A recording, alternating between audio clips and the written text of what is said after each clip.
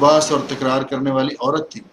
تو ہم نے پچھلے درس میں عرض کیا تھا کہ یہ عورت جو باس کر رہی تھی، جس کے بارے میں باس کر رہی تھی، وہ اس کا شوہر تھا اور اس کی شکایت کر رہی تھی رسول اکرم صلی اللہ علیہ وسلم کے پاس۔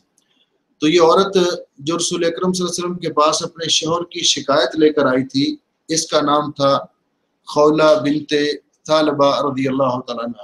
یہ انصار قبیلے انصار میں سے تھے، خولہ بنت ثعلبہ، اور ان کا شوہر جن کی یہ شکایت لے کر آئی تھی، ان کا نام تھا اوس بن صامت، اوس بن صامت رضی اللہ تعالیٰ عنہ۔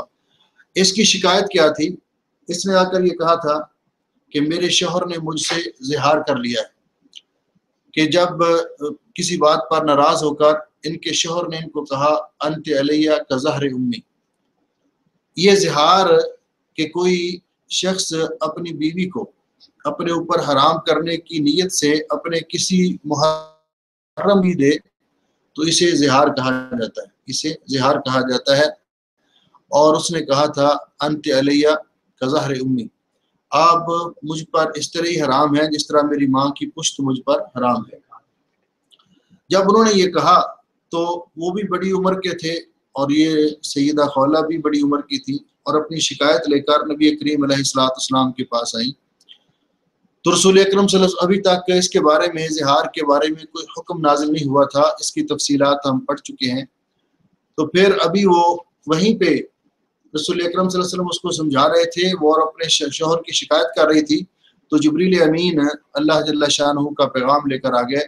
پھر یہ آیات مبارکہ نازل ہوئی کہ وہ عورتیں جنہیں آپ کہہ دیتے ہیں اپنی طرف سے، اپنے منہ سے، جن بیویوں کو آپ کہہ دیتے ہیں کہ یہ میری ماں کی طرح ہے، تو وہ اتنا کہنے سے مائیں تو نہیں بن جاتی، لیکن یہ قول اور یہ بات بہت بری بات ہے۔ ایسا کہنا کبیرہ گناہ ہے، اور یہ بہت بڑا جرم ہے کہ جس عورت کو اللہ رب العزت نے آپ کے لیے حلال قرار دیا ہے، آپ اس کو اپنے اوپر حرام قرار دے رہے ہیں، اور ماں جیسے محترم قابل احترام رشتے کے ساتھ اس کو تشبیہ دے کر اس رشتے کی بھی توہین کر رہے ہیں۔ اس لیے اللہ جل شانہ نے پھر اس پر بڑا سخت کفارہ نازل کیا۔ تو یہ کفارہ اور یہ باتیں آپ نے مجھے بتانی تھی، اور یہ سوالات اب میں آپ سے کروں گا کہ زہار، یہ اسلام کے اندر یہ پہلا زہار کا حکم تھا۔ زمانہ جاہلیت میں زہار کو طلاق کہا جاتا تھا، کہ جب کوئی مرد اپنی عورت سے زہار کر لیتا تھا، اس کو اپنی ماں کے ساتھ تشبیہ دیتا تھا کہ تو میری ماں کی طرح ہے، تو اس کو ہمیشہ کے لیے طلاق سمجھا جاتا تھا۔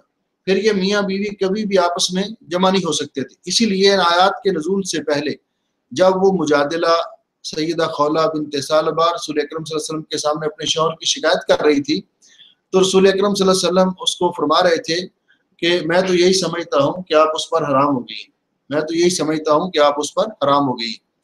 تو اس کے بعد اللہ رب العزت نے یہ آیات مبارکہ نازل کی، اور اس میں یہ فرمایا کہ منہ سے کہہ دینے سے صرف کوئی ماں نہیں بن جاتی، لیکن بیوی محرم رشتے کے ساتھ تشبیہ دینا یہ بہت بڑا گناہ ہے، اور یہ طلاق بھی نہیں ہے۔ لیکن اس وقت تک اب جس شخص نے اپنی بیوی کو کسی اپنے محرم رشتے کے ساتھ، ماں کے ساتھ، بہن کے ساتھ، بیٹی کے ساتھ تشبیہ دی، تو جب تک اب وہ کفارہ ادا نہیں کرے گا، اس وقت تک دوبارہ اپنی بیوی کو اپنی ازدواجی رشتے میں نہیں لا سکتا، اس کے ساتھ ازدواجی تعلقات قائم نہیں کر سکتا۔ تو وہ کفارہ ہم نے پچھلے درس میں ذکر کیا تھا، جو ان آیات مبارکہ میں آیت نمبر 3 اور 4 کے اندر ذکر ہے۔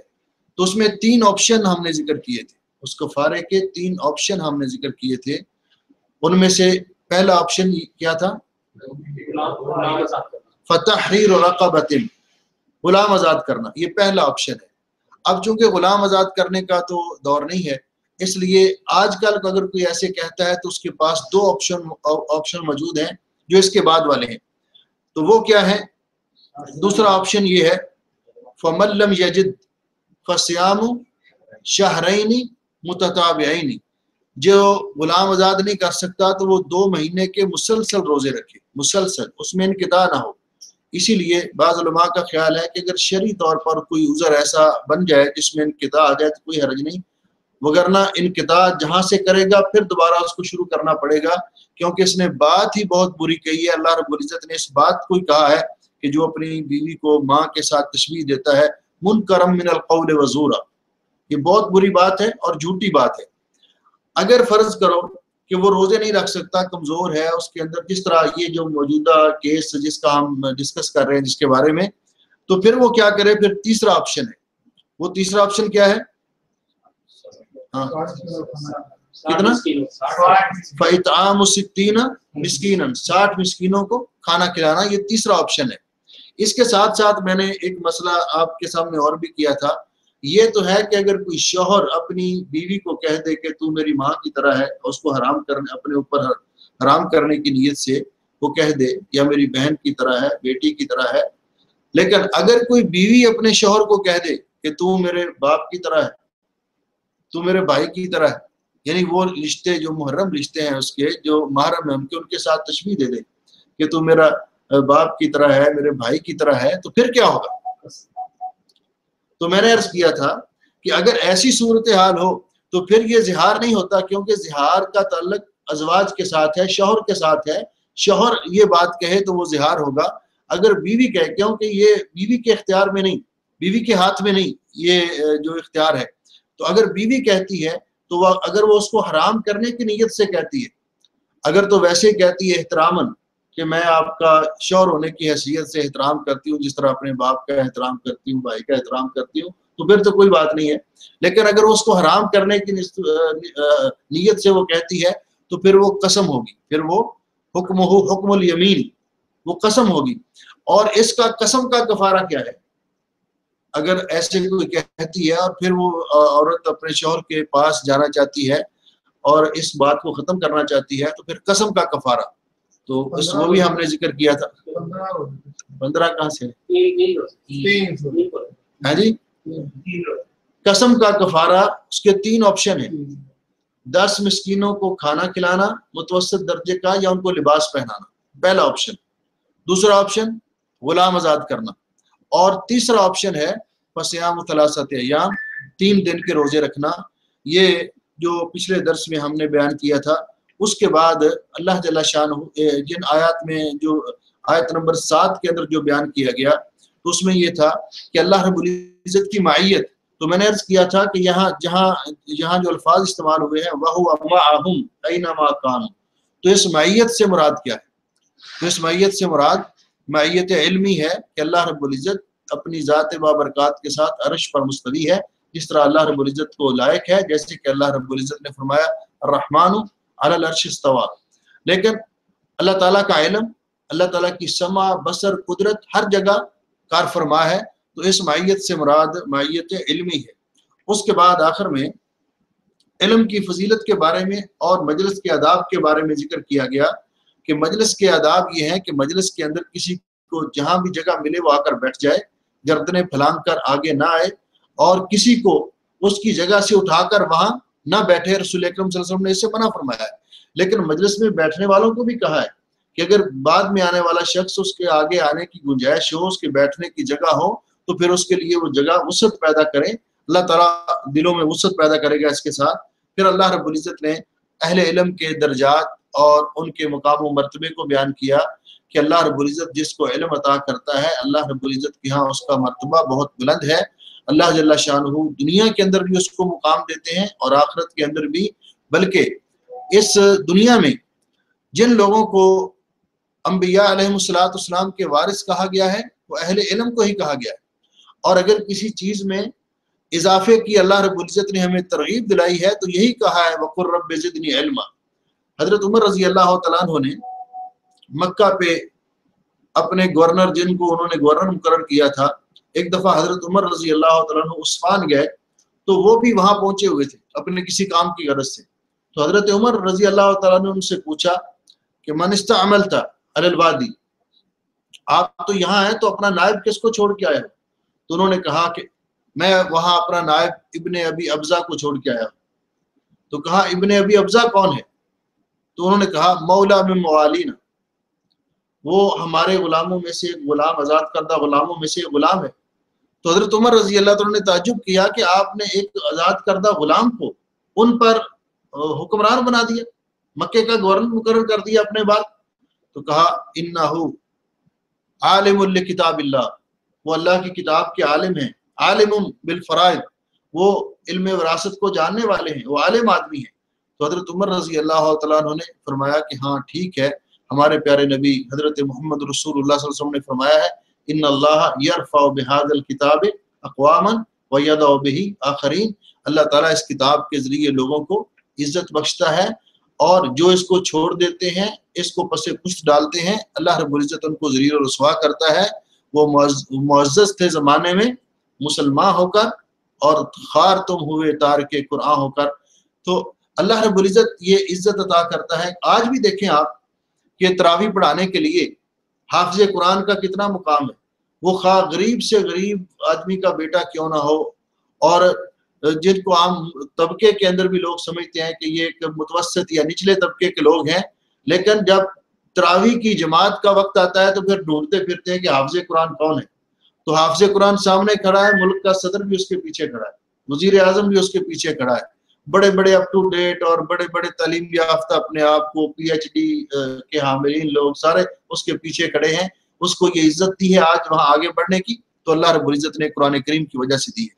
اس کے بعد آج جن آیات کا ہم ترجمہ اور تفسیر شروع کرنے والے تھے، اللہ جل شانہ کا ارشاد ہے اعوذ باللہ من الشیطان الرجیم یا ایھا الذین آمنوا اذا ناجیتم الرسول فقدموا بین یدی نجواکم صدقہ. اے ایمان والو، جب تم اللہ کے رسول سے نجوا کرو، سرگوشی کرو، رازداری میں کوئی بات کرنا چاہو، فقدموا بین یدی نجواکم، تو اپنی اس سرگوشی سے پہلے، اس رازدارانہ بات سے پہلے، خصوصی ڈسکس سے پہلے صدقہ دیا کرو، صدقہ کیا کرو.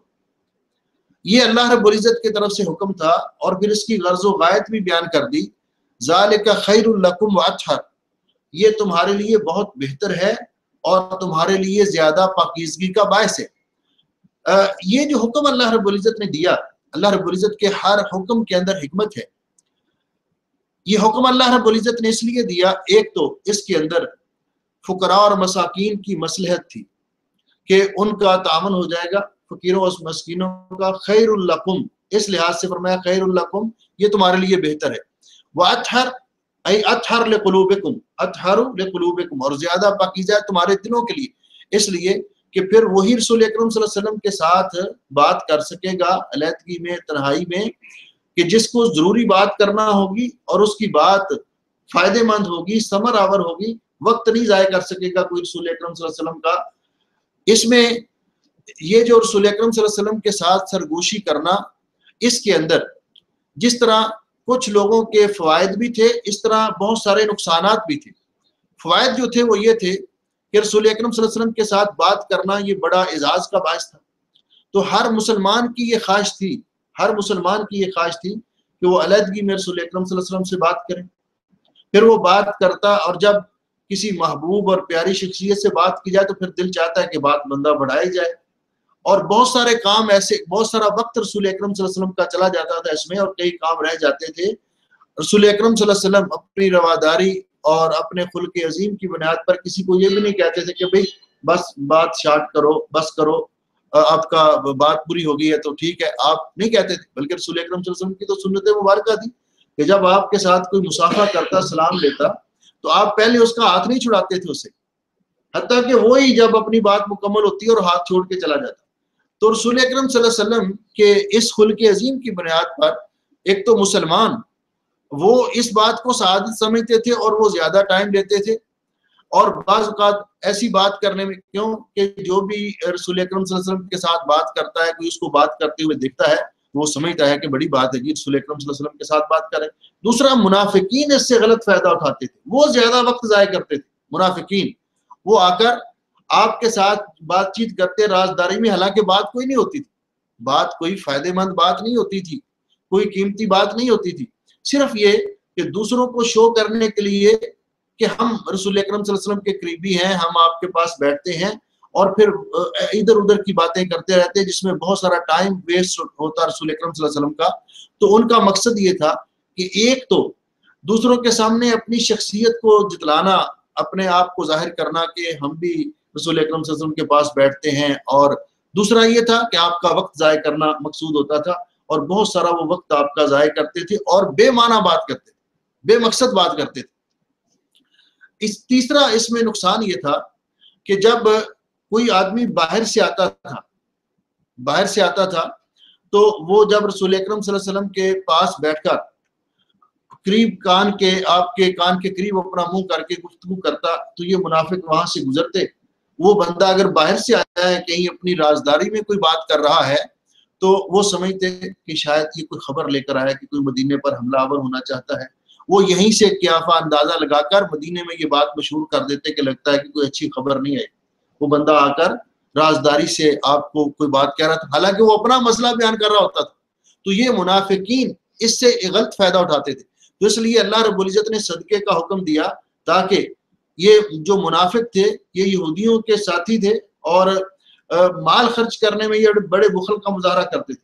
تو اللہ رب العزت نے یہ حکم نازل کیا کہ اب صدقہ کرے گا کوئی، بات کرنے سے پہلے آپ سے یعنی رازداری میں بات کرنے سے پہلے، خصوصی گفتگو کرنے سے پہلے صدقہ دے. اور اگر وہ کوئی مالدار نہیں ہے، کس کے پاس نہیں ہے، تو وہ ویسے بھی بات کر سکتا ہے، لیکن جو صاحب حیثیت ہے ان کے لیے صدقہ دینا لازمی ہے. یہ اللہ رب العزت نے حکم دیا. تو جس کی وجہ سے منافق اس طرح بے فائدہ بات کرنا چھوڑ گئے، ان سے جان چھوٹ گئی. مسلمان بھی وہ بات، ہر بات جو اس طرح رازداری میں کرنا، وہ کرنا انہوں نے چھوڑ دیا، بلکہ وہ مقصد بات جو کوئی خصوصی بات ہوتی وہ کرتے، جس سے ایک تو رسول اکرم صلی اللہ علیہ وسلم کا ٹائم بہت سارا بچ گیا، منافقوں کا یہ جو سازش تھی اس کا سد باب ہو گیا. تو یہ حکم زیادہ دیر باقی نہیں رہا، صرف 10 دن تک یہ آرڈر لاگو رہا اللہ تعالیٰ کی طرف سے. صرف 10 دن تک یہ حکم جاری رہا، یہ اس پر عمل درآمد ہوتا رہا. اور صرف اس دوران ایک صحابی نے اس پر عمل کیا. اس دوران صرف ایک صحابی نے، حضرت علی رضی اللہ تعالیٰ عنہ نے، رسول اکرم صلی اللہ علیہ وسلم سے کوئی خاص بات کرنا چاہتے تھے اور یہ آیت نازل ہوئی تو 1 دینار صدقہ کیا اور بات کی. اور اس کے بعد جب اللہ یہ حکمت، اس کا جو مقصد تھا، اللہ رب العزت نے اس آرڈر کو جاری کرنے کا، اس حکم نامے کو جاری کرنے کا جب پورا ہو گیا تو اللہ رب العزت نے پھر یہ حکم منسوخ کر دیا. پھر صدقے کا حکم منسوخ ہو گیا اس کے بعد والی آیات کے ساتھ. تو اللہ جل شانہ فرماتے ہیں فَإِن لَّمْ تَجِدُوا فَإِنَّ اللَّهَ غَفُورٌ رَحِيمٌ. اگر صدقہ کرنے کے لیے کسی کے پاس کچھ نہیں ہے، وہ نہیں کر سکتا، تو اللہ تعالیٰ بخشنے والا مہربان ہے. اس کے بعد اللہ رب العزت فرماتے ہیں کہ جب لوگوں نے یہ محسوس کیا کہ ہر بات کریں گے تو صدقہ دینا پڑے گا، تو بہت سارا مال اس طرح کتنا صدقہ کریں گے، کچھ نہ کچھ تو کریں گے. تو اللہ رب العزت نے اگلی آیت میں فرمایا اشفقتم، یہ حمزہ استفہام کے لیے ہے، کیا تم ڈر گئے تھے اس بات سے، کیا تم اخفتم اشفقتم، کیا تم ڈر گئے تھے اس بات سے، ان تقدموا بین یدی نجواکم صدقات، کہ تم اپنی سرگوشیاں اور رسول اکرم صلی اللہ علیہ وسلم کے ساتھ خصوصی گفتگو کرنے سے پہلے صدقات پیش کرو. فَإِذْ لَمْ تَفْعَلُوا، جب تم نے ایسے نہ کیا، وَتَابَ اللَّهُ عَلَيْكُمْ، اور اللہ رب العزت نے بھی آپ پر فضل و کرم کیا. تو اللہ رب العزت نے اس حکم کو منسوخ کر دیا اور اس کے بعد فرمایا لیکن جو حکم آپ کو دیا گیا ہے، اب یہ جو کوتاہیاں ہیں ان کو پورا کرنے کے لیے اس پر ہمیشہ کے لیے عمل کرنا لازمی ہے. اور اس کے بعد 3 چیزوں کا حکم دیا گیا. یہ جو 3 فرائض ہیں یہ دائمی ہیں، ابدی ہیں، نہ ختم ہونے یعنی منسوخ نہ ہونے والے ہیں.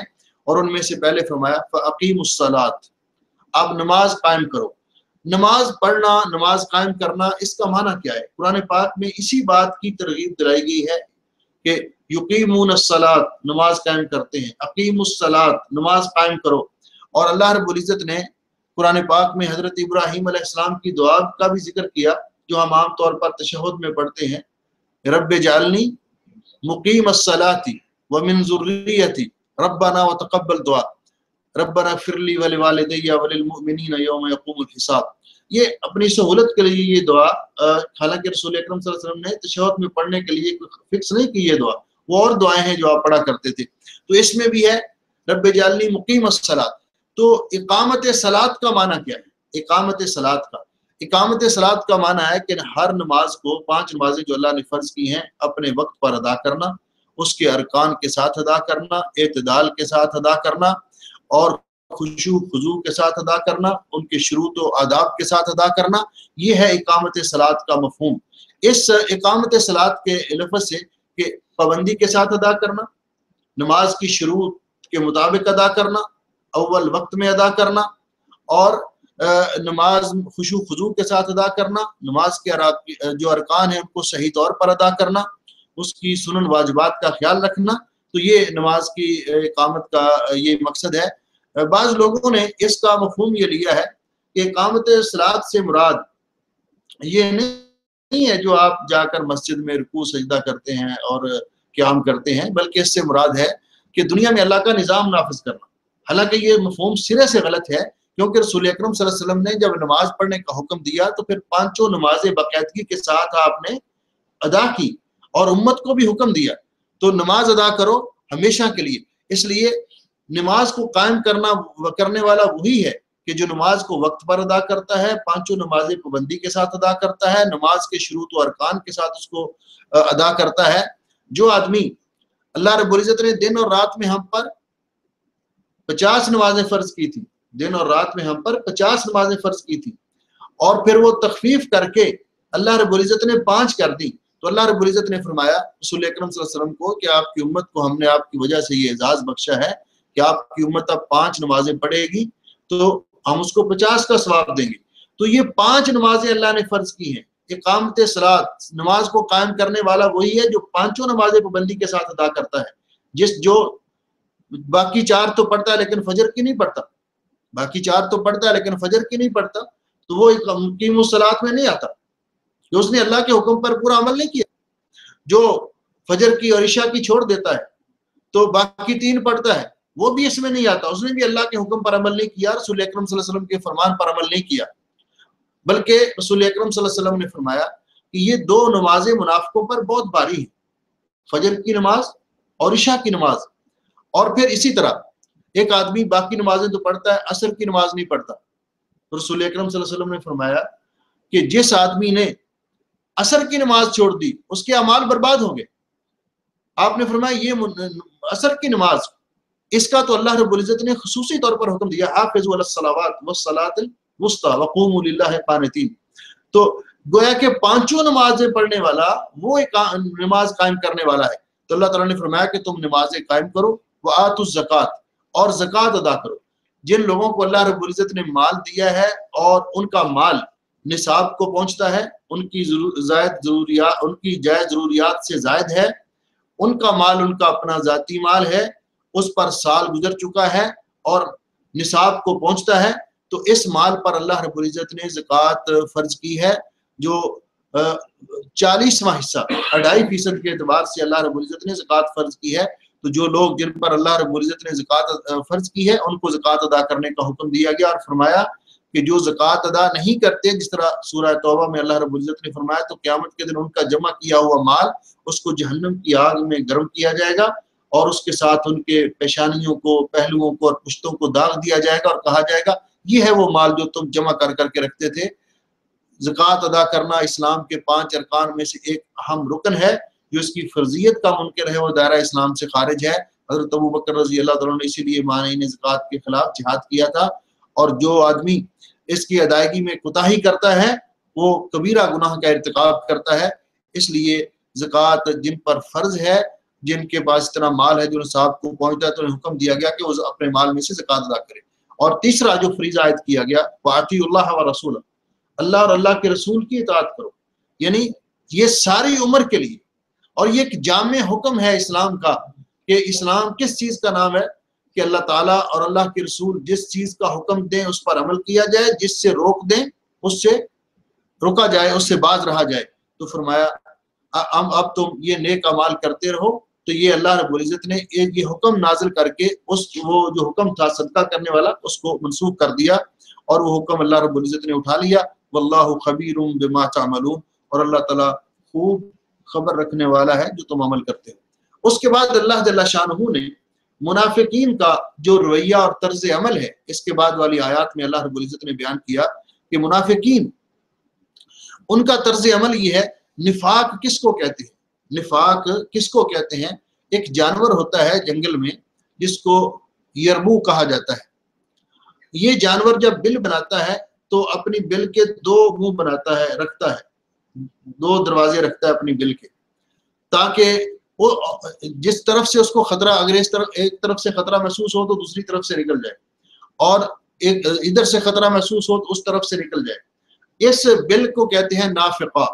یہ جو بل بناتا ہے دو منہ والی، دو دروازوں والی، دو رکھے ہوتے ہیں، فتح اس کے منہ رکھے ہوتے ہیں، تو اس کو نافقہ کہتے ہیں۔ تو منافق کو منافق بھی اس لیے کہتے ہیں کہ منافق کے بھی دو منہ ہوتے ہیں، منافق کے بھی دو منہ ہوتے ہیں۔ رسول اکرم صلی اللہ علیہ وسلم نے منافق کو ذو الوجہین کہا ہے، ذو الوجہین، دو چہروں والا۔ یاتی ہؤلاء بوجہ، اگر مسلمانوں کے پاس آتا ہے تو ان جیسا چہرہ لے کر آتا ہے اور کہتا ہے میں تمہارے ساتھ ہوں، کافروں کے پاس جاتا ہے تو ان جیسا چہرہ لے کر جاتا ہے، کہتا ہے میں تمہارے ساتھ ہوں۔ نبی کریم علیہ السلام نے بلکہ اس کے بارے میں ایک اور مثال بھی دی ہے، کشات العائرہ بین الغنمین، یہ اس بکری کی طرح ہوتا ہے کہ جو کبھی اس ریوڑ میں چلی جاتی، کبھی اس ریوڑ میں چلی جاتی ہے، یعنی ایک طرف یہ۔ اور اللہ رب العزت نے قرآن پاک میں یہی ان کا وصف بیان کیا کہ منافق جو ہیں لا الہ ہؤلاء، نہ تو یہ مومنوں کی طرف ہے، ولا الہ ہؤلاء، نہ کافروں کی طرف پکے ہوتے ہیں، بلکہ مذبذبین بین ذلک، ان کے درمیان میں مذبذب رہتے ہیں۔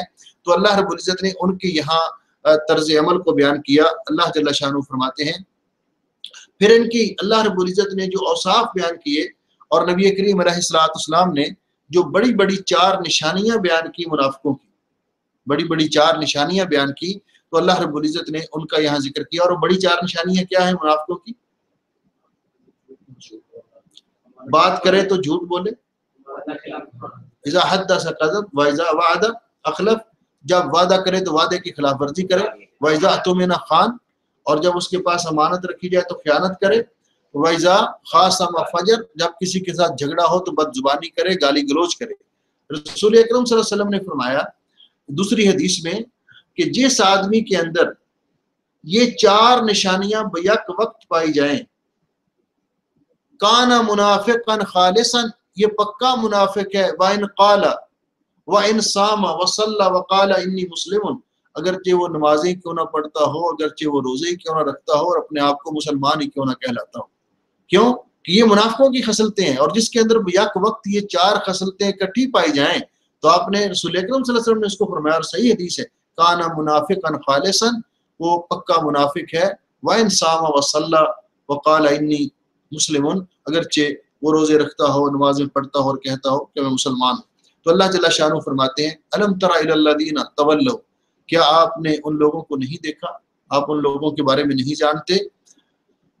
الذین تولوا قوما، تولا اس کا معنی جنہوں نے دوستی اختیار کی، جنہوں نے دوستی اختیار کی، دوست بنایا ایسی قوم کو، غضب اللہ علیہم، جن پر اللہ کا غضب نازل ہوا، جو مغضوب علیہم ہے، جن پر اللہ کا غضب نازل ہوا ہے۔ تو الم تر الی الذین، اس سے مراد منافقین ہیں، اور قوما غضب اللہ علیہم اس سے مراد یہود ہیں، اس سے مراد یہودی ہیں۔ تو مدینے کے اندر جو یہودی آباد تھے، یہودیوں کے 3 قبیلے آباد تھے جب رسول اکرم صلی اللہ علیہ وسلم ہجرت کر کے مدینہ میں تشریف لائے۔ ایک قبیلے کا نام تھا بنو قریظہ، دوسرے کا نام بنو نذیر، تیسرا بنو قینقاع۔ یہ 3 قبیلے یہودیوں کے آباد تھے، اور یہ منافق جو تھے کچھ ان میں سے اسلام کو ظاہر کرتے تھے، اور کچھ اوس اور خزرج کے لوگ جو ایمان لائے تھے اور ان کے ساتھ دوستیاں تھیں، تو یہ نہ مسلمانوں کے پاس آتے تھے تو کہتے تھے قالوا آمنا، کہ ہم ایمان والے ہیں، ہم ایمان لائے۔ وَإِذَا خَلَوْا إِلَىٰ شَيَاطِينِهِمْ، جب اپنے بڑے بڑے سرداروں کی طرف جاتے تھے، یہودیوں کی طرف، منافقوں کے سرداروں کی طرف، تو کہتے تھے ہم تمہارے ساتھ ہیں، ہم تو ان کو مذاق کر رہے تھے، ویسے ہی ان کو ایک چکما دے رہے تھے، دھوکہ دے رہے تھے۔ تو اللہ جل شانہ فرماتے ہیں الم تر الی الذین تولوا قوما غضب اللہ علیہم، کیا آپ ایسے لوگوں کو نہیں جانتے، آپ نے ایسے لوگوں کو نہیں دیکھا جو ایسی قوم سے دوستی رکھتے ہیں جن پر اللہ کا غضب ہوا؟ حقیقت حال یہ ہے کہ یہ منافق جو ہیں یہ کسی کے بھی دوست نہیں ہیں، مسلمانوں کے تو درکنار دور کی بات ہے، یہ ان کے بھی دوست نہیں ہیں، یہودیوں کے بھی دوست نہیں ہیں۔ اللہ رب العزت نے ان کی حقیقت یہاں بے نقاب کر دی، آشکارا کر دی، واضح کر دی کہ یہ کیا ہے اصل میں۔ ما ہم منکم، یہ منافق ما ہم نہیں ہیں منکم تم میں سے، یعنی نہ تو تمہارے ساتھ ہیں، ولا منہم اور نہ ہی یہودیوں کے ساتھ ہے، وَيَحْلِفُونَ عَلَى الْكَذِبِ اور یہ جو قسمیں کھاتے ہیں جھوٹی قسمیں کھاتے ہیں، یہ قسمیں کھاتے ہیں جھوٹی قسمیں کھاتے ہیں، وَهُمْ يَعْلَمُونَ اور وہ جانتے ہوتے ہیں، یعنی ان کو پتہ ہوتا ہے کہ وہ جھوٹ بول رہے ہیں، جھوٹی قسمیں کھا رہے ہیں۔ حدیث پاک میں آتا ہے، حضرت ابن عباس رضی اللہ تعالیٰ عنہ بیان فرماتے ہیں کہ نبی کریم علیہ الصلوۃ والسلام ایک دفعہ تشریف فرما تھے ایک درخت کے سائے میں، اور وہ سایہ بہت ہی سمٹ چکا تھا، تو اتنے میں آپ نے فرمایا کہ آپ کے پاس ایک ایسا شخص آئے گا ازرق، جس کی آنکھیں بلیو ہوں گی، نیلی ہوں گی، آپ اس سے بات نہ کریں، میں اس سے بات کروں گا۔ تو وہ آیا تو آپ نے فرمایا وہ ینظر الیکم نظرۃ الشیطان، وہ جب آئے گا تو آپ کو اس طرح دیکھے گا جس طرح شیطان دیکھتا ہے۔ کہتے اتنے میں ہم نے دیکھا کہ ایک آدمی آ گیا، تو رسول اکرم صلی اللہ علیہ وسلم نے اس سے پوچھا بھئی آپ کیوں مجھے برا بھلا کہتے ہیں اور ہر جگہ آپ میری برائی بیان کرتے ہیں؟ تو قسمیں کھانے لگا، حالانکہ وہ ان کا سرغنہ تھا اور یہ کام کرتا تھا، تو قسمیں کھانے لگا، کہنے لگا جی نہیں میں ابھی لے کر آتا ہوں، میرے ساتھی حلف اٹھا کر یہ گواہی دیتے ہیں کہ ہم ایسے نہیں کرتے۔ وہ اپنے کچھ ساتھیوں کو بلا کے لایا، تو انہوں نے آ کر کہا جی نہیں ہم تو قسم اٹھا سکتے ہیں، ہم نے کبھی ایسی بات نہیں کی۔ تو اللہ رب العزت نے فرمایا وَيَحْلِفُونَ عَلَى الْكَذِبِ، یہ جھوٹی قسمیں کھاتے ہیں، اور یہ جھوٹی قسم کھانا شریعت کے اندر اتنا بڑا گناہ ہے۔ اب یہاں بات آئی ہے تو قسم کے بارے میں بھی کہ عام طور پر جو قسم انسان کھاتا ہے اس قسم کی 3 قسمیں اللہ رب العزت نے قرآن پاک میں بیان کی ہیں، اور فقہا نے بھی قسم کو 3 قسموں میں تقسیم کیا ہے۔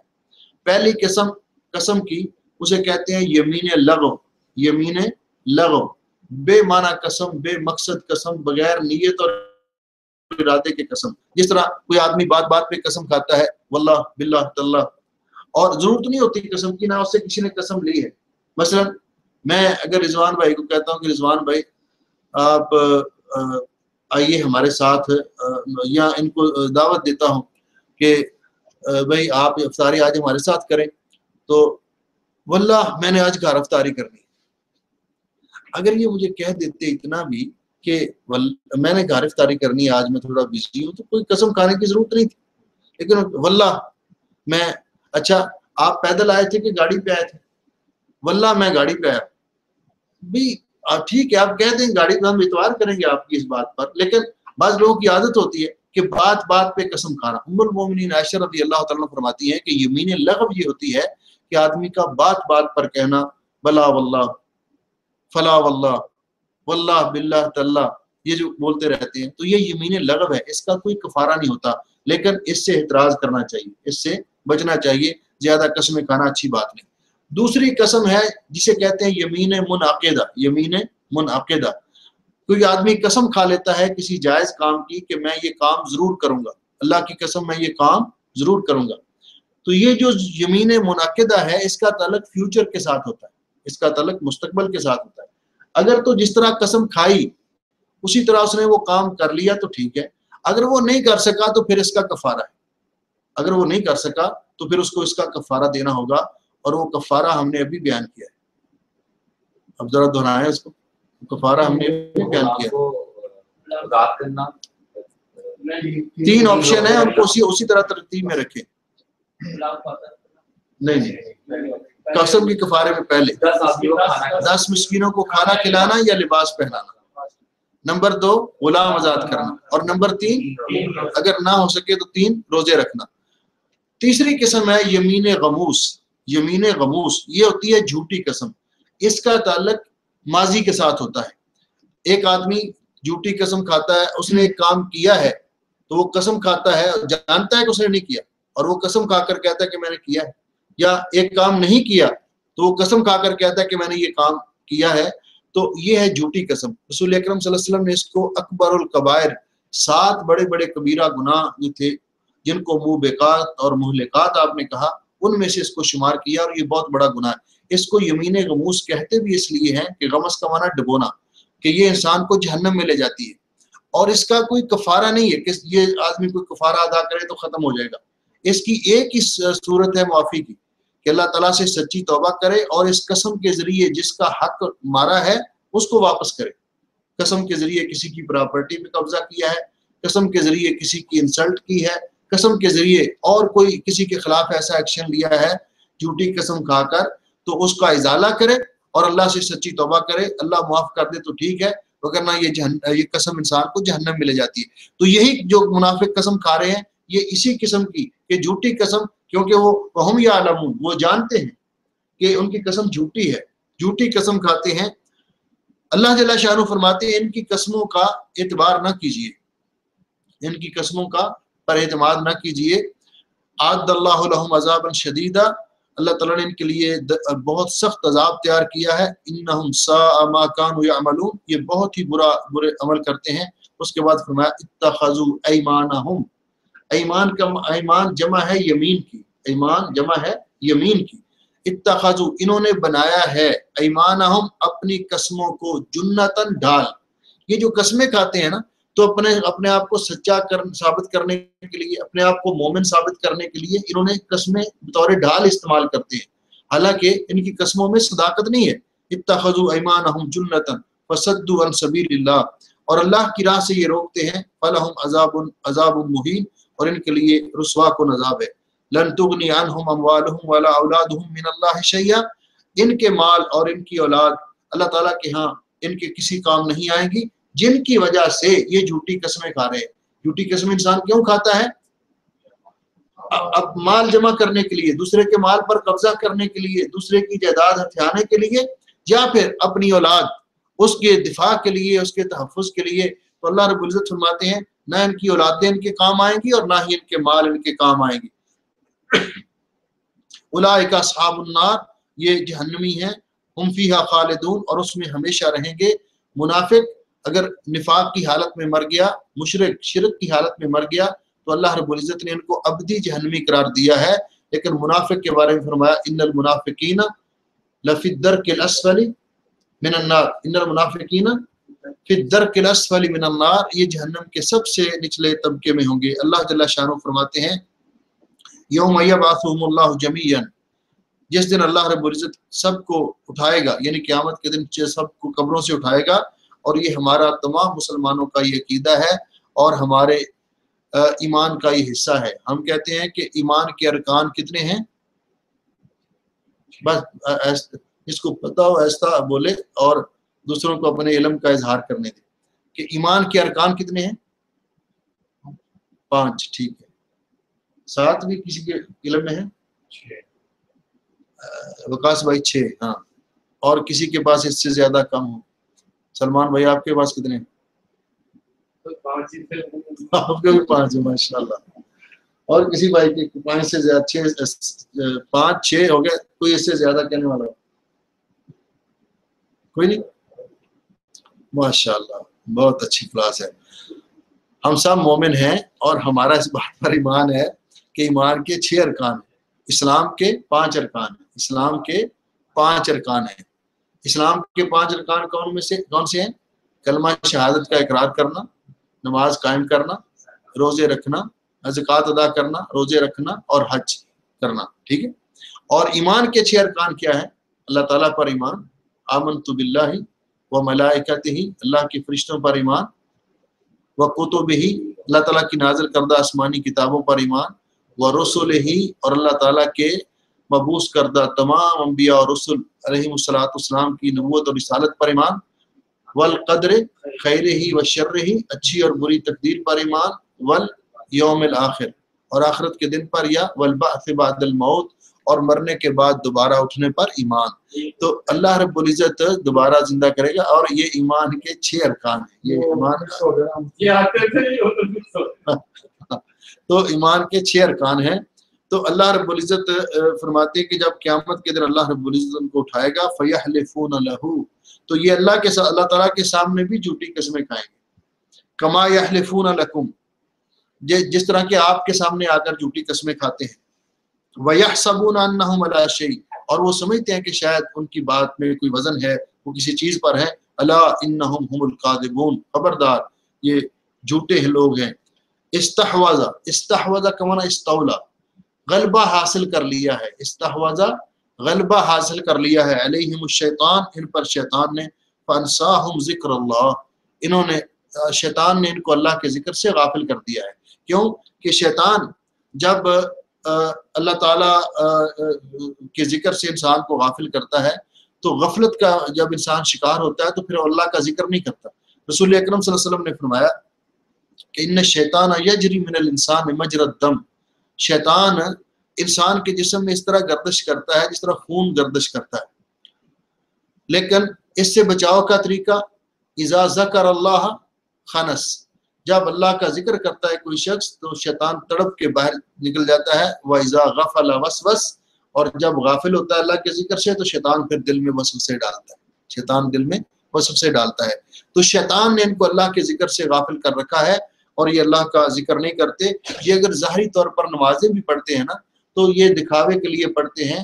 اللہ رب العزت نے قرآن پاک میں منافق کی نمازوں کا بھی ذکر کیا کہ منافق کی نماز کی بھی صورت ہوتی ہے کہ آپ نے فرمایا بیٹھا رہتا ہے نماز کے انتظار میں، بیٹھا رہتا ہے حتیٰ کہ جب سورج، آپ نے فرمایا تلک صلاۃ المنافق، یہ منافق کی نماز ہے، سورج غروب ہونے کے بالکل قریب ہوتا ہے، زردی پکڑ لیتا ہے تو پھر اٹھتا ہے جلدی، اس کی عصر کی نماز بھی رہتی ہے، جلدی جلدی اٹھتا ہے اور کوے کی طرح ٹھونگے مارتا ہے اور یہ اس کی نماز ہے۔ تو آپ نے فرمایا اذا قام، اللہ جل شانہ نے قرآن پاک میں فرمایا سورۃ توبہ میں اذا قاموا الی الصلاۃ، سورۃ مائدہ میں اذا قاموا الی الصلاۃ قاموا کسالى، جب نماز کے لیے کھڑے ہوتے ہیں تو سستی دیر کر کے ڈھیلے پڑھ لیتے ہیں ابھی پڑھ لیتے ہیں، یہ منافق کی ہوتی ہے، ابھی اٹھتے ہیں ابھی پڑھ لیتے ہیں تاکہ جب وقت یا تو قضا ہو جاتی ہے نماز یا وقت اینڈ پر پہنچ جاتا ہے تو پھر یہ نماز ادا کرتے ہیں، حالانکہ ہمیں حکم دیا گیا ہے کہ افضل عمل یہ ہے کہ نماز کو اول وقت میں ادا کرنا۔ اللہ رب العزت فرماتے ہیں یہ جو پڑھتے بھی ہیں نا نماز، پھر اللہ کے لیے نہیں پڑھتے، یراؤن الناس، لوگوں کو دکھانے کے لیے، اگر نہیں پڑھیں گے تو یہ کیا کہیں گے جو بار بار مجھے اٹھا رہے ہیں، ولا یذکرون اللہ الا قلیلا، اور نماز میں اللہ کو بہت کم یاد کرتے ہیں، نماز میں بھی اپنے حساب کتاب دکانوں کے اپنے مکانوں کے اپنے وہ لگے رہتے ہیں، بعض بات پتہ بھی نہیں ہوتا کہ امام نے کتنی رکعت پڑھائی ہے، یہ بھی نہیں پتا ہوتا کہ امام نے پہلی رکعت میں کیا پڑھا تھا دوسری رکعت میں کیا پڑھا تھا۔ تو اللہ جل شانہ فرماتے ہیں استحوذ علیہم الشیطان، شیطان نے ان پر غلبہ حاصل کیا ہے، فانساہم ذکر اللہ، ان کو اللہ کے ذکر سے غافل کر دیا، اولئک حزب الشیطان، یہ شیطان کی پارٹی، حزب کا معنی پارٹی، حزب کا معنی گروہ، یہ شیطان کی پارٹی ہے، شیطان کا گروہ ہے۔ کن کو کہا؟ منافقین کو کہا، اور جن کے ساتھ منافقین کی دوستی ہے ان کو کہا کہ یہ سارے کے سارے شیطان کا گروپ ہیں، شیطان کی پارٹی ہیں۔ ساتھ فرمایا کہ جو بھی شیطان کا گروہ ہے یہ دنیا میں خواہ ان کی کتنی چمک دمک کیوں نہ ہو، اپنے آپ کو کتنا ان کی تعداد زیادہ نہ ہو اور اپنے آپ کو کتنا یہ زور آور کیوں نہ سمجھیں، لیکن انجام کار یہ ہے الا ان حزب الشیطان هم الخاسرون، کہ شیطان کا جو گروہ ہے، پارٹی ہے، ان کا انجام خسارہ ہی خسارہ ہے، یہ دنیا میں بھی نقصان میں ہے اور آخرت میں بھی نقصان میں ہے۔ دنیا میں نقصان یہ ہے کہ ان کا کوئی مستقل نظریہ نہیں ہوتا، کوئی بنیاد نہیں ہوتی، ان کا کام شرارت کرنا ہی ہوتا ہے اور مخلوق اللہ کی ان سے تنگ ہوتی ہے اور خود بھی پریشان رہتے ہیں، اور آخرت میں ان کے لیے جس طرح پہلے ذکر کیا کہ اللہ تعالیٰ نے جہنم کی آگ کو تیار کیا ہے۔ اس کے بعد اللہ جل شانہ نے آخر میں 3 آیتیں رہ گئی ہیں، میرے خیال مکمل کر لیں۔ ہاں جی، اللہ جل شانہ فرماتے ہیں ان الذین یحادون اللہ ورسولہ، وہ لوگ جو اللہ اور اللہ کے رسول کی مخالفت کرتے ہیں، دین اسلام کی، کتاب و سنت کی، اللہ کے احکام کی مخالفت کرتے ہیں۔ علماء نے اس کی 2-3 تفسیریں کی ہیں، ایک تو یحاربون اللہ ورسولہ، یحادون کی تفسیر یحارب کہ، اور یہ محاربت جو ہے اللہ رب العزت نے اس کی واضح مثال قرآن پاک میں یہ ذکر کی ہے کہ اے ایمان والو سود کی ہر قسم کو چھوڑ دو، اگر جو سود نہیں چھوڑتے، اگر سود کو چھوڑنے کے لیے تیار نہیں ہوتے فَأَذَنُوا بِحَرْبٍ مِّنَ اللَّهِ وَرَسُولِهِ، تو یہ گویا کہ کھلا اعلان جنگ ہے، اعلانیہ اعلان بغاوت ہے اللہ اور اللہ کے رسول کے خلاف۔ تو یہ اللہ تعالیٰ کی اور اللہ کے رسول کی مخالفت کرتے ہیں۔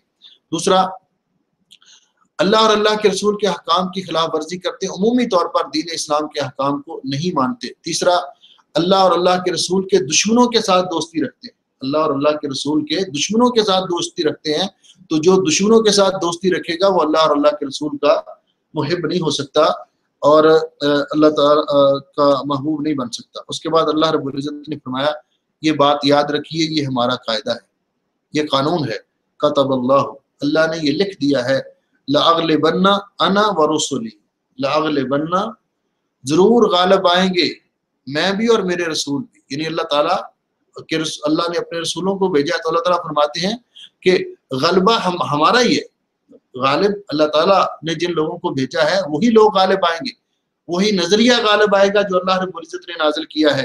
ان اللہ قوی عزیز، بے شک اللہ تعالیٰ بڑا قوی اور عزیز، بڑا قوت والا اور سب پہ غالب ہے۔ تو یہاں جو اللہ رب العزت نے فرمایا کہ باوجود اس کے کہ دنیا میں لوگوں نے انبیاء علیہ السلام پر ظلم و ستم کیے، ان کی مخالفت کی، ان کو میں سے بعض کو شہید کیا، بعض کو ان کے وطنوں سے نکالا، طرح طرح کی پریشانیوں کا ان کو سامنا کرنا پڑا اپنی قوموں کی وجہ سے جو نافرمان قومیں تھیں، لیکن اللہ رب العزت نے فرمایا کہ انجام کار پھر ہمارے رسولوں کا ہی ہاتھ میں رہا، کامیاب بھی وہی ہوئے، کامران بھی ہوئے۔ آپ دیکھیے رسول اکرم صلی اللہ علیہ وسلم کی حیات طیبہ کا مطالعہ کر کے دیکھیے کہ کیسے حالات تھے مکے میں اور کیسے آپ کو وہاں سے نکالا گیا۔ پھر اللہ جل شانہ نے انجام کار یہ دیا کہ وہی مکہ آپ نے فتح کیا، پھر ایک مسلمانوں کی قوت اس طرح بن کر ابھری کہ وہی لوگ جو کل ظلم و ستم کرنے والے تھے فتح مکہ کے موقع پر سر جھکائے آپ کے سامنے کھڑے تھے اور منتظر تھے کہ اب ہمارے ساتھ کیا سلوک کیا جائے گا۔ تو انجام کار یہ اللہ والوں کے لیے ہوتا ہے، اللہ کے بندوں کے لیے ہوتا ہے۔ اللہ کے رسولوں کو اللہ رب العزت نے ان کا انجام بہتر کیا، جو قومیں تباہ ہو گئی اللہ نے ان کو تباہ کر دیا، لیکن اپنے رسولوں کی اللہ رب العزت نے حفاظت کی۔ تو اللہ رب العزت نے فرمایا کہ یہ اللہ نے لکھ دیا ہے، یہ اللہ تعالیٰ کا قانون ہے۔ اس کے بعد اللہ جل شانہ فرماتے ہیں مومن کے لیے یہ لائق ہی نہیں ہے، کسی طرح مومن کو زیب ہی نہیں دیتا کہ مومن ہو پکا مومن پھر اللہ اور اللہ کے رسول کے دشمنوں کے ساتھ دوستی رکھے۔ یہ کیسے ہو سکتا ہے؟ اللہ تعالیٰ جو ہمارا خالق و مالک ہے، اللہ نے ہمیں پیدا کیا ہے، اللہ رب العزت نے ہمیں سب کچھ عطا کیا ہے، اللہ رب العزت نے ہمیں اپنی عبادت کا حکم دیا ہے، ہم مسلمان ہیں اور ہماری سب سے زیادہ محبت اپنے رب کے ساتھ ہے، خالق و مالک کے ساتھ ہے، اور پھر اپنی جان سے بھی بڑھ کر ہماری محبت پیارے نبی حضرت محمد رسول اللہ صلی اللہ علیہ وسلم کے ساتھ ہے۔ تو یہ کیسے ہو سکتا ہے کہ ایک شخص ہمارے رب کا باغی ہو، ایک شخص ہمارے نبی کا مخالف ہو صلوات اللہ وسلم علیہ، اور ہم اس کو اپنا دوست بنائیں؟ اسی لیے یہ جو عام طور پہ کہتے ہیں نا آپ، یہ جی کرسمس کا موقع ہے، ہم نے مٹھائی دینی ہے، گفٹ پیش کرنا ہے، ہمارے آفس میں کرسچن ہیں، یہ ہیں وہ ہیں، اور ہم ایسے موقع پر یہ ڈھونڈتے رہتے ہیں اس طرح کے۔ تو یہ ان کی خوشی ہے، اور وہ کیا کہتے ہیں؟ وہ کہتے ہیں کہ اللہ تعالیٰ کا بیٹا ہے عیسیٰ علیہ السلام، وہ اللہ اور اللہ کے رسول کے باغی ہیں، مخالف ہیں، نافرمان ہیں۔ اسی لیے حضرت عمر رضی اللہ تعالیٰ نے اپنے دور میں یہ آرڈیننس جاری کیا تھا، کوئی شخص کافروں کو ان کے موقع پر وش نہ کرے، کسی ان کی خوشی کے موقع پر کوئی ان کو گفٹ نہ دے۔ اجتنبوا اعداء اللہ فی اعیادہم، اللہ تعالیٰ کے دشمنوں کی خوشی میں کوئی شریک نہ ہو۔ جو مسلمان اللہ کے دشمنوں کی خوشی میں شریک ہوگا گویا کہ وہ اللہ کے دشمن ہیں۔ تو اللہ کے دشمنوں کو خوش کرنے والا وہ اللہ کا دوست کیسے ہو سکتا ہے؟ اللہ تعالیٰ کے نبی حضرت محمد صلی اللہ علیہ وسلم کے ساتھ محبت کرنے والا کیسے ہو سکتا ہے؟ تو اللہ رب العزت فرماتے ہیں لا تجد قوما، آپ کوئی ایسی قوم نہیں پائیں گے، ایسی قوم آپ نہیں پائیں گے، ایسے لوگ آپ کو نہیں ملیں گے پکے اور سچے مسلمانوں میں سے۔ کیسے؟ یؤمنون باللہ والیوم الاخر، جو اللہ تعالیٰ پر بھی اور آخرت کے دن پر ایمان بھی رکھتے ہوں، یوادون من حاد اللہ ورسولہ، جو دوستی رکھتے ہوں ان لوگوں کے ساتھ جو اللہ اور اللہ کے رسول کے مخالف ہیں، جو اللہ اور اللہ کے رسول کے مخالف ہیں۔ جو اللہ اور اللہ کے رسول کا مخالف کوئی بھی ہو، باپ بھی ہو، بیٹا ہو، کوئی بھی ہو، وہ ہمارا اس کے ساتھ کوئی تعلق نہیں ہے۔ جو اللہ اور اللہ کے رسول کا مخالف ہے وہ ہمارا بھی مخالف ہے۔ جو اللہ تعالیٰ کا مطیع اور فرما بردار ہے اور پیارے نبی صلی اللہ علیہ وسلم کا امتی اور آپ سے محبت کرنے والا ہے، وہ ہمارا دوست ہے، ہم اس سے محبت کرتے ہیں۔ بیس کیا ہے؟ الحب للہ والبغض فی اللہ، اللہ کے لیے محبت، ہماری محبت بھی اللہ کے لیے اور ہماری ناراضگی اور دشمنی بھی اللہ کے لیے۔ اللہ تعالیٰ فرماتے ہیں وَلَوْ كَانُوا آبَاءَهُمْ، اگرچہ وہ ان کے آباء و اجداد ہی کیوں نہ ہوں، او ابناءَهُمْ، یا ان کے بیٹے ہی کیوں نہ ہوں۔ صحابہ اکرام رضوان اللہ علیہم اجمعین نے سب سے بہترین مثالیں اس کی پیش کی ہمارے سامنے، اور وہ کائنات کے وہ مومن، اعلیٰ درجے کے مومن جن کے ایمان کو اللہ رب العزت نے معیار ایمان قرار دیا۔ فَإِنْ آمَنُوا بِمِثْلِ مَا آمَنْتُمْ بِهِ فَقَدِ اهْتَدَوْا، بعد میں آنے والے لوگ اسی وقت ہی مومن ہو سکتے ہیں جب تک وہ اس طرح کا ایمان پیش کریں جس طرح نبی کریم علیہ السلام کے صحابہ کا ایمان تھا۔ یہ آیات مبارکہ، اس کے بارے میں زیادہ مفسرین کا خیال ہے کہ یہ حضرت ابو عبیدہ ابن جراح کے بارے میں نازل ہوئی کہ جنگ بدر میں ان کے والد ابو جہل کے ساتھ مل کر، ان کا نام عبداللہ تھا، ان کے والد ابو جہل کے لشکر میں شامل ہو کر مسلمانوں کے خلاف لڑنے کے لیے آئے، اور جنگ بدر کے عین میدان کے اندر یہ حضرت ابو عبیدہ ابن جراح انہوں نے ان پہ فوکس کیا ہوا تھا، اپنے اس بیٹے کو قتل کرنے کا پورا ان کا ارادہ تھا، اور وہ اس تلاش میں تھے موقع ملے تو میں ان کو قتل کر دوں۔ حضرت ابو عبیدہ ابن جراح رضی اللہ تعالیٰ عنہ نے جب دیکھا کہ ان کا تو مقصد یہ ہے، تو بجائے اس کے کہ وہ ایک مومن کو قتل کرتے، انہوں نے اللہ اور اللہ کے رسول کا باغی سمجھ کر اپنے باپ کو قتل کیا۔ تو اللہ رب العزت نے ان کی تعریف کی کہ یہ ہے مومن۔ جب اللہ اور اللہ کے رسول کی مخالفت میں باپ بھی آ جائے تو اس کی بھی کوئی حیثیت نہیں ہے، جب وہ بالکل کھل کر سامنے آ جائے اور مرنے پر تو کیونکہ اس وقت یہ مارکا تھا کفر اور اسلام کا، تو وہ کافروں کے لشکر میں مسلمانوں کو قتل کرنے کے لیے آیا تھا۔ تو اس لیے حضرت عمر رضی اللہ تعالیٰ عنہ فرمایا کرتے تھے جب آپ زخمی ہوئے اور اس وقت آپ نے اپنے بعد خلیفہ منتخب کرنے کے لیے 6 افراد پر شورا قائم کی، 6 صحابہ کرام، اور وہ 6 کے 6 صحابہ کرام وہ تھے جو عشرہ مبشرہ میں سے تھے، عشرہ مبشرہ میں سے تھے۔ تو فرمایا اگر آج ابو عبیدہ ابن جراح زندہ ہوتے لستخلفتہ، تو میں آج ان کو خلیفہ مقرر کر دیتا، نامزد کر دیتا۔ اتنا اللہ رب العزت نے ان کو مقام دیا کہ انہوں نے اتنی بڑی قربانی دی۔ یہ بات آئی ہے چھوٹی سی، تو یہ بھی تھوڑی کلیئر ہو جائے، آپ کے دماغ میں رہ جائے۔ حضرت عمر رضی اللہ تعالیٰ عنہ جب شہید ہوئے تو اس وقت عشرہ مبشرہ میں سے 7 افراد دنیا میں زندہ تھے، 7 افراد۔ حضرت عمر زخمی تھے ایک، حضرت ابو بکر فوت ہو چکے تھے، حضرت ابو عبیدہ ابن جراح فوت ہو چکے تھے، 7 باقی تھے۔ لیکن حضرت عمر رضی اللہ تعالیٰ عنہ نے جو شورا مقرر کی عشرہ مبشرہ کے ساتھیوں پر، وہ 6 پر کی، 7ویں کو کیوں نہیں اس میں لیا؟ 7ویں کو کیوں نہیں لیا؟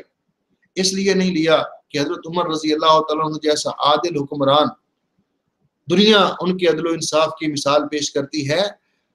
7واں جو آدمی تھا عشرہ مبشرہ میں سے، وہ حضرت عمر رضی اللہ عنہ کا بہنوئی تھا۔ حضرت عمر رضی اللہ تعالیٰ عنہ کا حضرت سعید ابن زید بہنوئی تھے۔ تو حضرت عمر نے اس خدشے کے پیش نظر کہ کہیں میرا بہنوئی ہونے کے ناطے لوگ اس کو میرا خلیفہ نہ بنا دیں اور دنیا کہے کہ حضرت عمر اپنے رشتہ دار کو خلیفہ بنا کر گئے ہیں، انہوں نے باوجود اس کے کہ عشرہ مبشرہ میں تھے، بڑے فضیلت والے صحابی تھے، لیکن حضرت عمر نے ان کو شورا میں شامل نہیں کیا۔ اپنے بیٹے حضرت عبداللہ ابن عمر کو لوگوں نے کہا بھی تو شامل نہیں کیا، تاکہ یہ تاثر ختم ہو سکے کہ یہ جو نظام خلافت ہوتا ہے اس میں موروثیت نہیں ہے، جو اہل ہوتا ہے وہی اس کا حقدار خلیفہ بنتا ہے۔ تو اسی طرح باپ، اگرچہ باپ کیوں نہ ہو، تو باپ کی مثال آپ کے سامنے آ گئی کہ حضرت ابو عبیدہ ابن جراح نے اللہ اور اللہ کے رسول کے مخالف باپ کو بھی ٹھکانے لگا دیا، اور باپ یعنی اللہ اور اللہ کے رسول کی محبت پر باپ قربان کر دیا۔ اسی طرح حضرت عبداللہ ابن ابی کے بیٹے حضرت عبداللہ بڑے صادق الوعد صحابی تھے۔ جب عبداللہ ابن ابی نے یہ کہا، جب آپ غزوہ تبوک سے واپس آ رہے تھے تو عبداللہ ابن ابی نے یہ کہا کہ لَإِن رَجَعْنَا إِلَى الْمَدِينَةِ لَيُخْرِجَنَّ الْعَازُّ مِنْهَا الْأَذَلَّ، اگر ہم مدینے واپس آئے تو ہم میں سے جو عزت والے ہیں یہ ذلیل لوگوں کو باہر نکال کریں گے، مدینے سے باہر نکال دیں گے۔ اب اس نے اتنی بڑی گستاخی کی، یہ بھی رسول اکرم صلی اللہ علیہ وسلم کے سامنے آ کر بڑی تعریفیں کرتا تھا اور بڑا شو کرتا تھا، تو اس نے ذلیل کن کو کہا؟ استغفر اللہ معاذ اللہ، مسلمانوں کو، اور عزت والا کہا اپنے آپ کو۔ جب رسول اکرم صلی اللہ علیہ وسلم کو پتہ چلا اس کی بات کا تو آپ کو بڑا صدمہ ہوا۔ تو ان کا بیٹا عبداللہ اپنے باپ کا اتنا فرما بردار کہ لوگ باپ کی فرما برداری میں اس کی مثال بیان کرتے تھے، لیکن وہ تلوار لے کر دروازے پہ کھڑا ہو گیا۔ اس نے کہا، اپنے باپ کو کہا، میں تمہیں مدینے میں داخل نہیں ہونے دوں گا جب تک تو یہ نہ کہے کہ میں ذلیل ہوں اور اللہ کے رسول اور مسلمان عزت والے ہیں۔ اور اگر رسول اکرم صلی اللہ علیہ وسلم کے پاس گیا اور کہا، حضرت جی میرے باپ نے بڑی گستاخی کی آپ کی، اگر آپ حکم دیں تو وہ واجب القتل ہے، تو مجھے حکم دیں، میں اس کا سر اتار کر آپ کے خدمت میں حاضر کروں گا، میں اس کو قتل کروں گا۔ تو یہ مسلمان کا جذبہ ہوتا ہے کہ جب اللہ اور اللہ کے رسول کا حکم آ جائے، دین اسلام اور شریعت آ جائے، پھر برادری نہیں دیکھی جاتی، والدین اولاد ان کی پرواہ نہیں کی جاتی کہ بعد کو پتہ تو چلتا ہے کہ یہ بات حق ہے، سچ ہے، لیکن کہتا ہے گھر والے کیا کہیں گے، برادری والے کیا کہیں گے۔ اللہ رب العزت نے ہر ایک کی مثال بیان کی۔ پھر فرمایا او ابنائہم، یا ان کے بیٹے ہی کیوں نہ ہو، ولو کان، اگرچہ وہ یہ اللہ اور اللہ کے رسول کی مخالفت کرنے والے ان کے بیٹے ہی کیوں نہ ہوں۔ اس کی مثال بھی حدیث پاک میں موجود ہے۔ حافظ ابن کثیر رحمۃ اللہ علیہ نے ذکر کی ہے کہ جب حضرت عبد الرحمن ابن ابی بکر ابھی مسلمان نہیں ہوئے تھے، جب جنگ بدر ہوئی تو یہ کافروں کی طرف سے لڑنے کے لیے آئے تھے، ابو جہل کے ساتھ لڑنے کے لیے آئے تھے۔ تو حضرت جب اسلام لے آئے تو حضرت ابو بکر رضی اللہ تعالیٰ سے اپنے والد گرامی سے ایک دن کہنے لگے کہ بابا جان، جنگ بدر میں آپ کئی دفعہ میری تلوار کے نیچے آئے، لیکن میں نے آپ کو باپ سمجھ کے چھوڑ دیا۔ تو حضرت ابو بکر نے فرمایا عبد الرحمن، تو نے تو مجھے باپ سمجھ کے چھوڑ دیا، اگر تو میری تلوار کے نیچے آیا ہوتا تو میں اللہ اور اللہ کے رسول کا باغی سمجھ کر کبھی تمہیں نہ معاف کرتا، کبھی تمہیں نہ چھوڑتا، مار دیتا، قتل کر دیتا۔ وہ تو اللہ فرماتے ہیں بیٹے بھی ہوں، او اخوانہم، یا بھائی۔ حضرت مصعب ابن عمیر رضی اللہ تعالیٰ عنہ نے جنگ بدر میں ان کا بھائی عبید ابن عمیر یہ کافروں کی طرف سے لڑنے کے لیے آیا، آمنا سامنا ہو گیا، حضرت مصعب ابن عمیر نے اپنے بھائی کو قتل کر دیا کیونکہ وہ اللہ اور اللہ کے رسول کا باغی تھا۔ او عشیرتہم، یا اپنے خاندان کے لوگ، حضرت عمر کے ماموں، کیا ولو کانوا آباءہم او ابناءہم او اخوانہم او عشیرتہم، اگرچہ وہ ان کے آباء و اجداد ہی کیوں نہ ہوں، ان کے بیٹے ہی کیوں نہ ہوں، یا ان کے بھائی۔ تو حضرت مصعب ابن عمیر نے اپنے بھائی کو قتل کر دیا جو کافروں کی طرف سے آیا تھا، او عشیرتہم، یا پھر ان کا خاندان اور قبیلہ، ان کا خاندان اور قبیلہ۔ حضرت عمر رضی اللہ تعالیٰ عنہ کا اپنا ماموں عاص ابن ہشام جنگ بدر میں آیا، مقابلے میں آیا، حضرت عمر نے اس کو قتل کر دیا۔ اور یہ جنگ بدر کے اندر آپ جانتے ہیں کہ جنگ بدر جب ہوئی تھی تو پہلے مبارزت ہوئی تھی، مبارزت کیا معنی یہ ہوتا تھا کہ دونوں طرف سے نامی گرامی میں جو سپہ سالار، نامی گرامی جو شمشیر زنی کے ماہر اور بہادر اور جنگجو نکالے جاتے، پہلے ان کا 1 to 1 مقابلہ ہوتا، پھر یا تو اسی پر فیصلہ ہو جاتا، نہیں فیصلہ ہوتا تو پھر جنگ عام ہوتی۔ تو سب سے پہلے جو جنگ بدر میں مسلمانوں کی طرف سے سامنے آئے وہ 3 انصاری تھے۔ تو جب وہ سامنے آئے تو مشرکین مکہ نے کہا کہ نہیں ان کے ساتھ تو ہماری لڑائی نہیں، جو ہمارے خاندان کے لوگ ہیں وہ ہمارے سامنے پیش کیے جائیں، ہمارے قبیلے کے لوگ۔ تو نبی علیہ السلام نے فرمایا حضرت حمزہ کو بھیجا، حضرت علی المرتضیٰ کو بھیجا، اور حضرت عبیدہ ابن حارث کو بھیجا جو رسول اکرم صلی اللہ علیہ وسلم کے چچیرے بھائی تھے۔ دوسری طرف سے عتبہ، شیبہ اور ولید آئے، وہ یہ خاندان ایک تھا، تو ان تینوں کو قتل کیا جنگ بدر میں۔ تو اللہ رب العزت نے یہ مثال بیان کی کہ اگرچہ ان کے سامنے ان کا قبیلہ بھی کیوں نہ آ جائے، وہ مخالف اور اللہ کے رسول کا عشیرتہم اولئک، تو یہ وہ اس کی بھی پرواہ نہیں کرتے۔ پھر اللہ رب العزت نے نبی پاک صلی اللہ علیہ وسلم کے صحابہ کی تعریف کی، ان صادق الوعد مومنوں کی تعریف کی۔ فرمایا پہلا ان کا یہ تمغہ ان کو یہ الاٹ کیا، اولئک کتب فی قلوبہم الایمان، اللہ رب العزت نے ان لوگوں کے دلوں میں ایمان لکھ دیا ہوا ہے، ثبت کر دیا ہوا ہے۔ اس کی علماء نے 2-3 مفہوم بیان کیے ہیں۔ ایک تو لوح محفوظ میں اللہ نے لکھ دیا ہوا ہے کہ یہ بندے پکے مومن ہیں۔ دوسرا، اللہ رب العزت نے ایمان کو ان کے دل میں اتنا راسخ کر دیا ہے، اب کوئی لالچ یا کوئی دھمکی ایمان ان کے سینے سے نکال نہیں سکتی۔ اولئک کتب فی قلوبہم الایمان وأیدہم بروح منہ، اور اللہ رب العزت نے روح القدس کے ذریعے ان کی تائید کی۔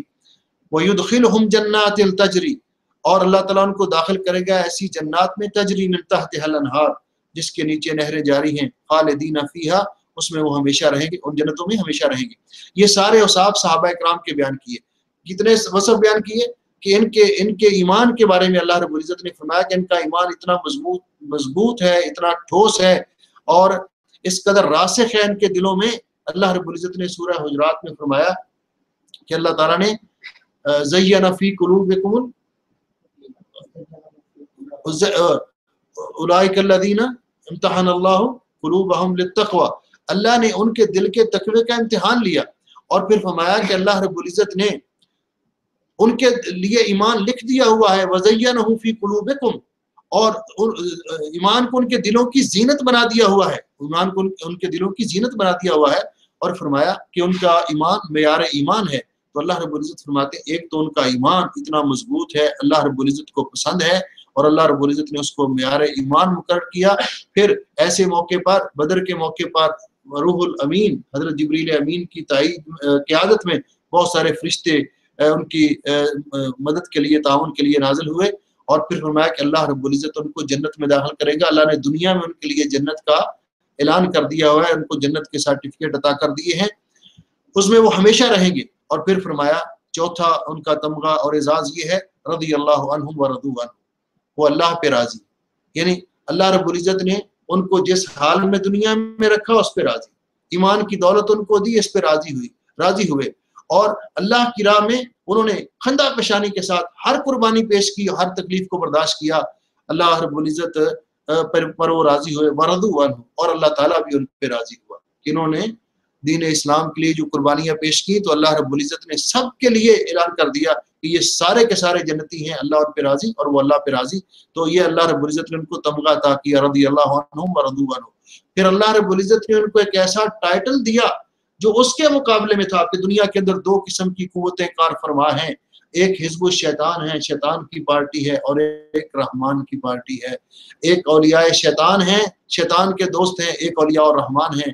تو اللہ رب العزت نے ان ایمانداروں کے بارے میں فرمایا کہ یہ سارے کے سارے اولئک حزب اللہ، یہ اللہ کی پارٹی، اللہ کی جماعت ہے، اللہ کا گروہ ہے۔ الا ان حزب اللہ هم المفلحون، خبردار یہ بات یاد رکھیے کہ اللہ کا گروہ ہی کامیاب ہونے والا ہے، یہی لوگ کامیاب ہیں۔ اور پھر فرمایا کہ ان کو اللہ رب العزت نے جس طرح آزمایا اور ان آیات کے اندر جس طرح ذکر کیا کہ یہ لوگ اللہ رب العزت نے ان کو بھی اور جو قیامت تک ان کے آنے والے ہیں، والسابقون الاولون من المہاجرین والانصار والذین اتبعوهم بإحسان، اور جو ان کے نقش قدم پر چلیں گے وہ سارے کے سارے رضی اللہ عنہم ورضوا عنہ، اللہ ان سب پہ راضی ہے۔ تو یہ لوگ دنیا میں، یہ جماعت اس دور میں بھی رہی مشکلات میں، اور اللہ انہوں نے قربانیاں دی، اور ایسی جماعت قیامت تک قائم رہے گی۔ اللہ جل شانہ نے جو پچھلی آیت میں فرمایا نا کہ ان کی مخالفت کرنے والے، تو نبی کریم علیہ السلام نے فرمایا لا تزال طائفۃ من امتی ظاہرین علی الحق، ایک گروہ امت طائفہ منصورہ ناجی گروہ، نجات پانے والی جماعت یہ دنیا میں موجود رہے گی، لا يضرهم من خالفهم او خذلهم الى يوم القیامہ، قیامت تک ان کی مخالفت کرنے والے ان کو مٹا نہیں سکیں گے، رستے سے ہٹا نہیں سکیں گے، اور ان کو دنیا کے اندر ان کو ناکامی کا شکار نہیں بنا سکیں گے، بلکہ وہ طائفہ ہوگا لیکن حق پر قائم ہوگا۔ اور جب پوچھا گیا آپ سے تو آپ نے فرمایا وہ جماعت ہوگی جو اس طرز عمل پر ہے، جن کا وہ طریقہ ہے جس طریقے پر آج میں ہوں اور میرے صحابہ ہیں۔ اور یہی رسول اکرم صلی اللہ علیہ وسلم کی آخری وصیت بھی تھی کہ ترکت فیکم امرین، میں تمہارے اندر دو چیزیں چھوڑے جا رہا ہوں، لن تضلوا ما تمسکتم بہما، جب تک تم ان دونوں پر عمل پیرا رہو گے گمراہ نہیں ہوگے، راستے سے نہیں ہٹو گے، کتاب اللہ، ایک اللہ کی کتاب، و سنتی، اور ایک میری سنت اور حدیث۔ اور یہ جماعت اسی پر عمل کرنے والی تھی، اطیعوا اللہ و اطیعوا الرسول، اس جماعت کا شعار تھا کہ اللہ کی اطاعت کرو اور اللہ کے رسول کی اطاعت کرو۔ اور اس طرح سورۃ المجادلہ کا ترجمہ و تفسیر آج ختم ہوئی۔ اللہ جل شانہ اپنی کتاب پاک کو پڑھنے اور اس پر عمل کرنے کی توفیق بخشے۔ سبحانک اللہم و بحمدک، اشہد ان لا الہ الا انت، استغفرک و اتوب الیک۔